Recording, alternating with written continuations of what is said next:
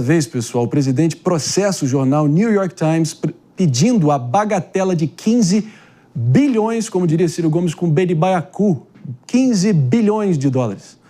Já traremos aqui Eliseu Caetano com mais informações, mas é um capítulo que pode render e muito, né?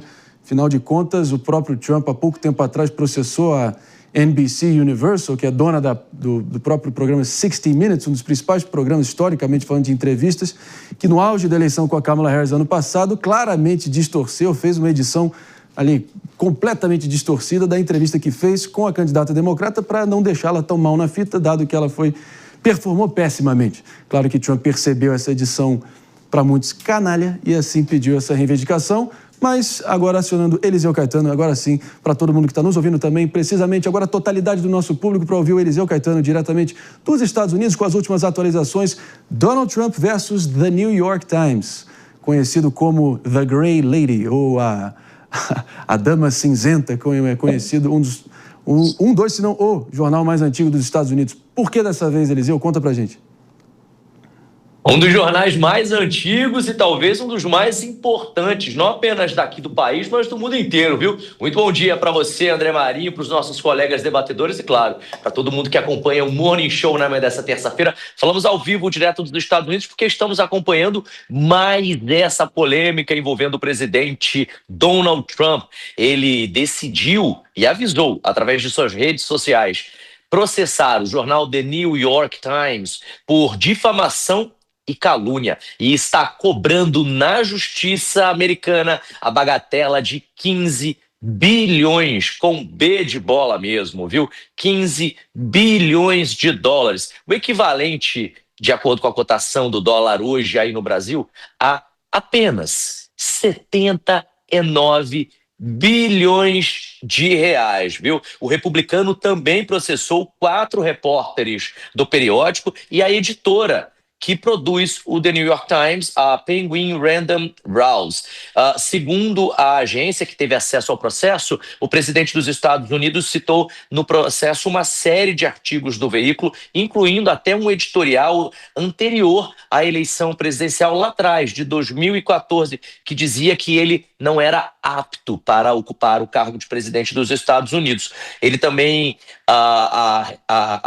colocou no processo, arrolou no processo, era essa palavra que eu estava procurando aqui na minha cabeça, um artigo e um livro de 2024 publicado pela editora Penguin, intitulado Perdedor Sortudo: Como Donald Trump desperdiçou a fortuna do pai e criou a ilusão do sucesso. Na publicação em que ele anunciou o processo, o presidente dos Estados Unidos afirmou que o jornal se tornou um, abre aspas, porta-voz do Partido Democrata, fecha aspas. O The New York Times, agora há pouco, Marinho, já se manifestou também, viu? Criticou esse processo de difamação movido pelo presidente Trump, disse que é uma tentativa descarada de silenciar a imprensa independente. Abre aspas. Este processo não tem mérito, não tem nenhuma alegação legal, legítima, e em vez disso é uma tentativa de sufocar e de desencorajar a imprensa independente. O New York Times não será dissuadido por táticas de intimidação, fecha aspas. Portanto, é mais uma polêmica envolvendo, como você bem disse, André, essa máquina de fazer notícias que é Donald Trump. Outro dia estávamos nós aqui no Morning falando que os jornalistas não têm um dia de paz, um dia de descanso. A gente está aqui nos Estados Unidos, eu acho que eu nunca trabalhei tanto como eu estou trabalhando agora, porque todo dia são 3, 4 notícias. É um volume impressionante que esse homem tem de conseguir fazer notícia, gerar notícia, criar notícias. E agora vem essa, né? Ele alegando difamação e calúnia e dizendo que o The New York Times é porta-voz do governo democrata. Vamos ver até onde isso vai dar. Claro que a gente vai acompanhar isso aqui na programação da Jovem Pan e a turma do Morning Show vai ficar sempre muitíssimo bem informada sobre tudo que está acontecendo aqui nos Estados Unidos, mas também no restante do mundo, viu? Esse é Eliseu Caetano. Obrigado demais pela presença. A gente já vai acionando a bancada aqui para o debate. Obrigado, Eliseu. Fernando Fonseca, a sua expectativa, que não surpreende, enfim, os alvos, né? Os antagonistas aqui, Trump e New York Times, gato e rato, historicamente falando, Mas, de qualquer forma, não deixa de, nesse caso, ele sendo presidente em exercício, tendo um peso maior, certo? Muito. O Trump teve uma batalha com várias instituições aí do establishment americano e o The New York Times é uma delas. Mencionamos agora há pouco sobre os ataques que ele está fazendo ao Fed, que é uma outra instituição que controla a política monetária dos Estados Unidos. E desde que ele saiu vitorioso nas últimas eleições, ele está atacando todas essas frentes do establishment americano. O Fed, o New York Times, que é a imprensa, a grande mídia, né? E falar que o New York Times é uma universidades. imprensa... Que o New York Times é independente é uma piada, né? Não é nem um pouco independente, é totalmente enviesado. As universidades, Harvard também, que são grandes influenciadores americanos, o Trump cortou o financiamento de Harvard. Ou seja, o establishment americano estava contra o Trump ganhou as eleições e agora ele está indo para cima dos que o perseguiram. A rodada dele, é a vez dele de entrar com processo. Ele que também levou vários processos que também não prosperaram. Se ele vai ganhar esse processo agora ou não, eu não sei. Mas a justiça já foi feita nas urnas. Agora, tem um caso aí, que é um daqueles casos paradigmáticos, né? O direito americano é diferente do direito brasileiro. O que vale aqui é o direito positivo, né? O que está escrito na lei. Lá tem muito mais a common law, ou seja, acesso às jurisprudências, casos paralelos, que são usados ali como referência em julgamentos. No caso, New York Times versus Sullivan da Suprema Corte, um caso histórico, né, de Dias Peixoto, que geralmente serve de parâmetro ali para proteger a imprensa em acusações como essa, né, que agora o Trump vai ter que provar essa malícia, o intento malicioso, intenção maliciosa por parte do New York Times ao fazer essas matérias que o difamaram aí no auge da campanha. Você acha que se sustenta? Não. O que eu mais admiro nos Estados Unidos é a primeira emenda. A primeira emenda coloca a liberdade irrestrita e praticamente absoluta. Ela preza pela liberdade de imprensa e pelo direito à opinião.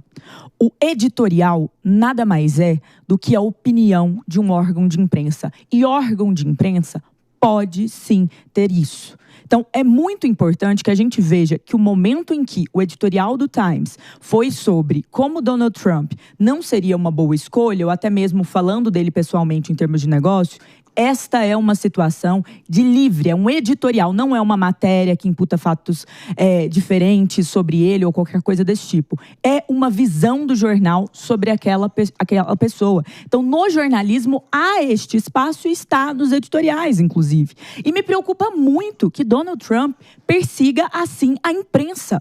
O Times é o maior jornal dos Estados Unidos. Ele tem um impacto gigante. E não se engane, a gente não está falando como no Brasil. Lá, a liberdade de expressão, a primeira emenda, ela é algo absoluto. Até mesmo, há alguns anos tivemos em Charlottesville aí, uma manifestação nazista, porque lá isso não é criminalizado.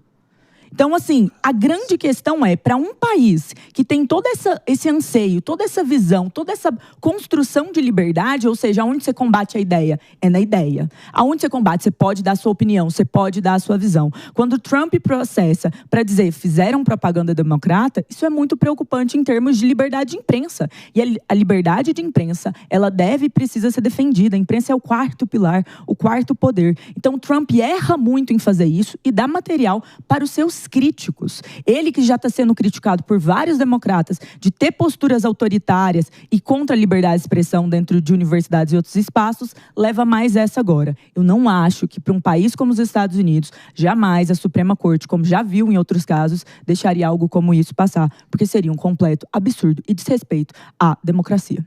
Agora, se o caso avançar, né, Mano Ferreira, muito simples. O New York Times vai ter o que eles chamam de descoberta probatória, ou seja, falou, vai ter que provar. Agora prova, amigão. Ou seja, fatos, dados, estatísticas, enfim, tem que dar toda a sustentação fática para o que eles acusaram o Trump nesses artigos que claramente tentaram atacar a honra dele. Caso não aconteça também, tem regras duríssimas nos Estados Unidos contra a litigância de má-fé, especialmente quem tenta sufocar a liberdade de expressão do outro, alheia. Então, tem uma jogada complexa aqui, mas, a ver, o impacto político acaba se sobrepondo ao impacto jurídico, né? Sempre. E boa parte das alegações do Trump confundem questões muito básicas e basilares do exercício profissional do jornalismo. A diferença entre notícia e opinião, entre artigo de opinião, editorial e notícia. Parece que tem sido comum a dificuldade, que é quase um analfabetismo jornalístico, tentar misturar uma coisa com a outra. Um editorial que considera um determinado político inapto em nada se relaciona com uma notícia factual.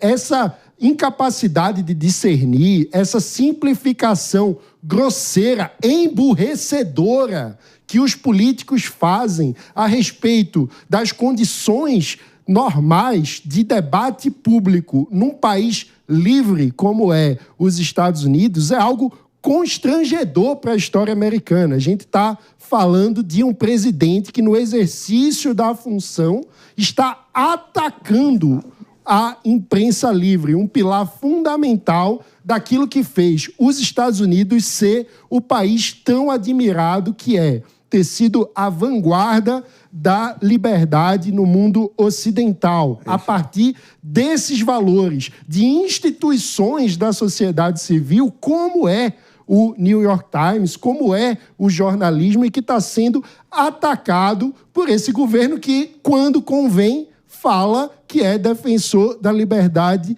de expressão, mas com atitudes como essa, mostra que defende exclusivamente a liberdade de expressão dos seus, o que, na prática, é uma imensa contradição, porque a verdadeira defesa da liberdade é a defesa da liberdade do outro, a liberdade de quem discorda de mim. Porque defender aqueles que concordam comigo, isso é instintivo. Até um macaco, um animal qualquer, defende os próprios interesses. O que distingue o verdadeiro compromisso liberal de defesa da liberdade é a capacidade e disposição de amar a liberdade do outro. E isso Donald Trump já demonstrou que não é capaz.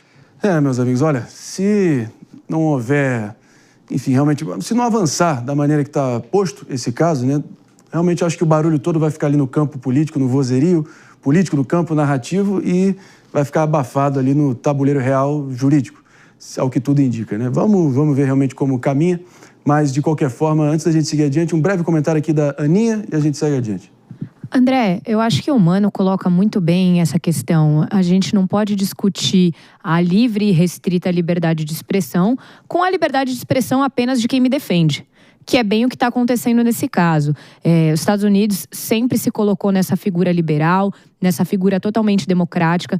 Então, qualquer ataque a um veículo de imprensa da magnitude do New York Times me parece destinar aí um viés político que não tem que haver.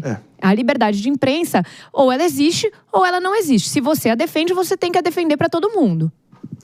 Muito bem colocado, acho que é o gancho perfeito até para